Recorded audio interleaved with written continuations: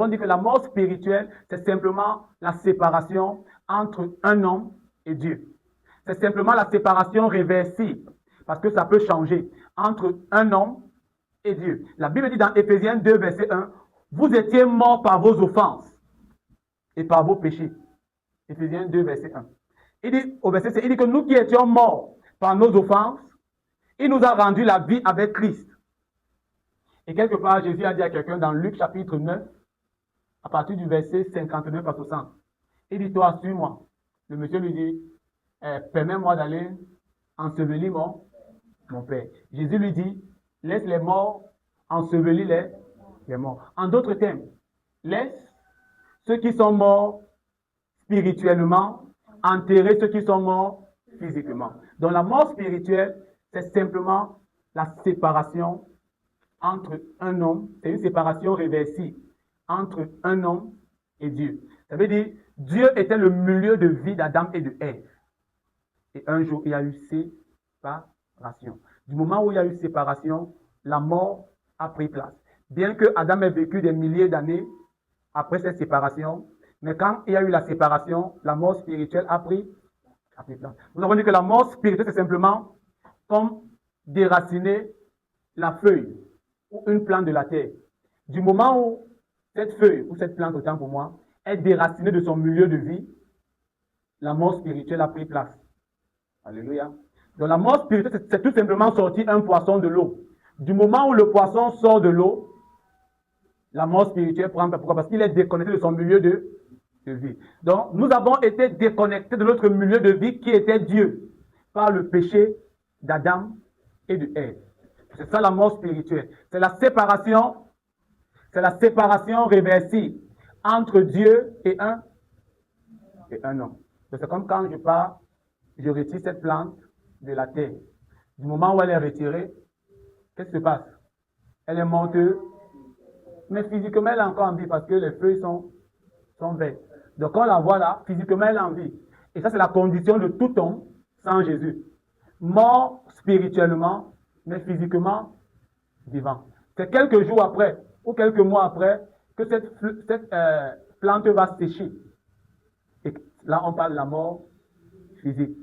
Mais actuellement elle est encore vivante, mais spirituellement morte. Donc c'est la condition de tout homme qui est séparé de Dieu. Donc tout homme séparé de Dieu est mort spirituellement. Alléluia. Donc la mort spirituelle, c'est simplement la séparation réversible entre un homme et Dieu. Ça veut dire que cette condition peut changer. Alléluia. Et les tout premiers êtres humains à mourir spirituellement, c'était Adam et Ève sont les premiers êtres spirituels à mourir. Genèse 2, verset 16 à 17. Dieu lui a dit, le jour où tu mangeras, tu mourras. Le jour où tu désobéiras, Et le jour où Adam a désobéi, Adam est mort. Pourquoi? Parce qu'il a été séparé de son milieu de vie. Tout comme retirer un arbre de la terre, c'est la mort spirituelle. Tout comme sortir un poisson de l'eau, c'est la mort spirituelle. Tout comme sortir l'homme de son milieu de vie, qui était Dieu, c'est la mort spirituelle. Et troisièmement, nous avons parlé de la mort éternelle. Nous avons dit la mort éternelle, c'est simplement la séparation irréversible. C'est la séparation définitive d'un homme, en fait, je ne veux pas dire d'un homme, d'un pécheur qui est mort dans son état pécheur, séparé de Dieu pour toujours. Alléluia. Donc, la mort éternelle, c'est simplement la séparation irréversible entre Dieu. En fait, la mort spirituelle, c'est simplement la séparation irréversible entre un non-croyant et Dieu. En fait, entre un non-croyant qui ne s'est pas repenti de son vivant. Alléluia. Et Dieu. Donc, c'est une séparation définitive. C'est une séparation irréversible. Et c'est encore appelé la seconde mort. Amen. Donc, je m'explique. Cette plante a été déracinée du sol. Alléluia. Elle est morte spirituellement parce qu'elle n'est plus connectée à la terre. Mais physiquement, elle vit encore. Après quelques jours, elle va sécher. Quand elle va sécher, ça sera la mort physique. Amen. Maintenant, quand elle sera prise et jetée au feu, ça sera la mort éternelle. Ou encore la seconde. Donc, maintenant, quand il est jeté au feu, c'est la séparation définitive, irréversible, entre un pécheur non repentant et Dieu. C'est une séparation pour... Ça veut dire qu'il n'y a plus rien à faire.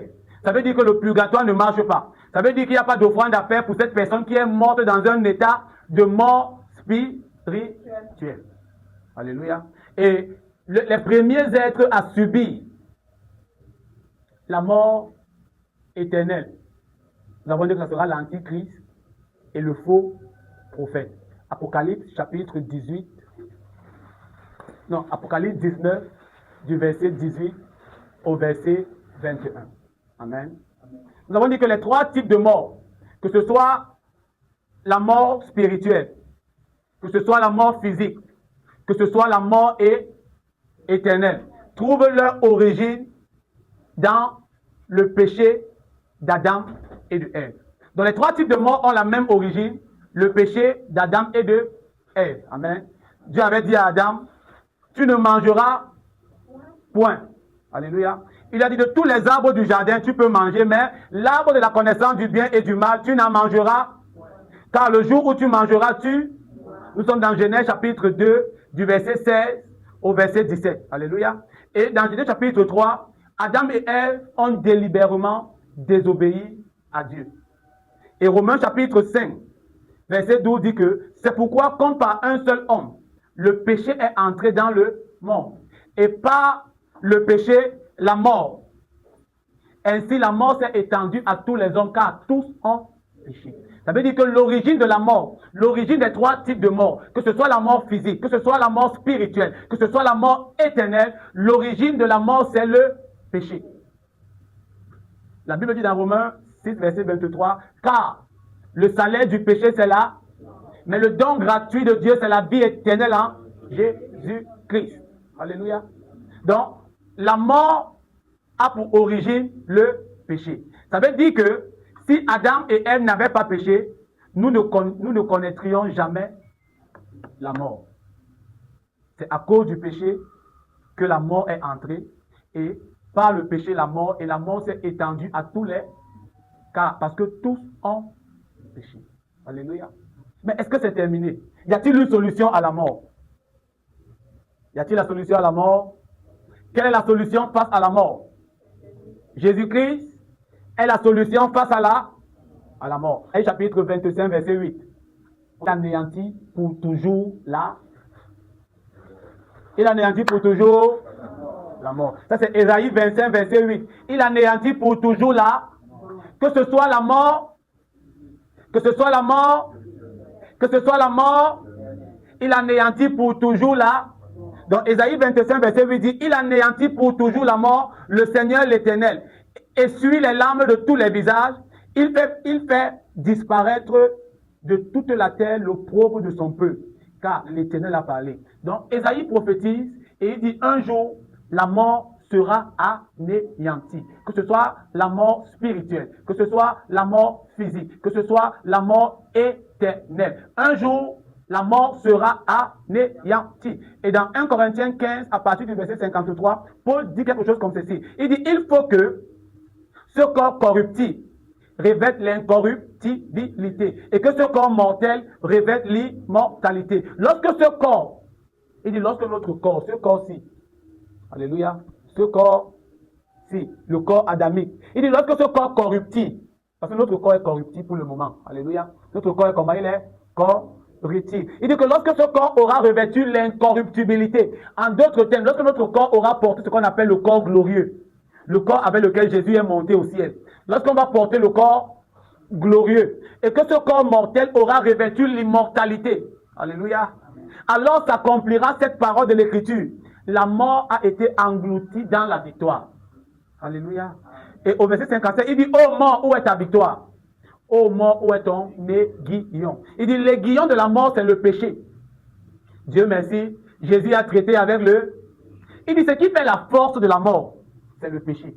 Ce qui fait la force de la maladie, c'est Mais gloire soit rendue à notre Seigneur et Sauveur Jésus-Christ. Lorsque Jean l'a vu, Jean a dit dans Jean 1, verset 29, voici l'agneau de Dieu qui ôte le péché Et si la mort a pour origine le péché et que le péché a été ôté, ça veut dire le problème de la mort a été résolu. Que ce soit la mort spirituelle, physique et éternelle. Parce que la mort spirituelle a pris place en premier et parce que la mort spirituelle a pris place, la mort physique n'est que le résultat de la mort spirituelle. Donc, la mort spirituelle a entraîné la mort physique. Alléluia. Et si quelqu'un meurt dans son état de mort spirituelle, il fera face à la mort éternelle qui est appelée la seconde mort. Mais gloire soit rendue à Jésus-Christ. Donc il dit, la puissance du péché c'est la loi. Mais grâce soit rendue à Dieu qui nous donne la victoire par notre Seigneur Jésus-Christ. Ça veut dire que nous avons la victoire sur la mort grâce à l'œuvre accomplie du Seigneur Jésus-Christ. Alléluia. Donc nous avons la victoire sur la mort spirituelle, sur la mort physique et ses conséquences, les maladies et tout le reste.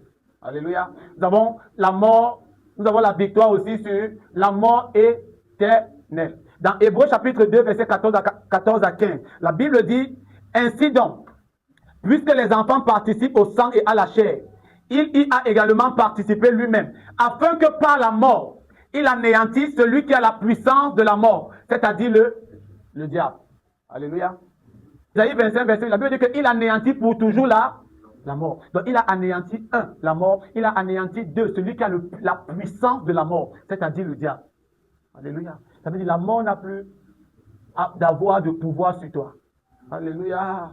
Quand tu fais passer un esprit de mort, tu le chasses. Alléluia. Alléluia. Parce que Jésus a vaincu. Amen. Amen. Apocalypse 20, verset 14. Il dit, et la mort et le séjour des morts furent jetés dans l'étang de feu. C'est la seconde mort. L'étang de feu. Donc lorsqu'un homme se tourne vers le Christ, lorsqu'un homme reçoit Jésus comme Seigneur et Sauveur personnel, il est sauvé, de la mort spirituelle. De plus, il n'aura pas à subir la seconde mort ou encore la mort éternelle. Et enfin, il triomphera de la mort physique. Donc, il triomphera de la mort physique à quel moment? Lorsque Jésus viendra prendre son église. C'est à ce moment que ceux qui seront vivants seront transformés. Ceux qui seront morts vont revenir à la vie. Et en un clin d'œil, nous tous, nous serons transformés. On va porter le corps glorieux et on va monter vers Jésus dans les airs pour ne plus jamais mourir. Alléluia. À notre Seigneur Jésus-Christ qui nous donne la victoire sur la mort.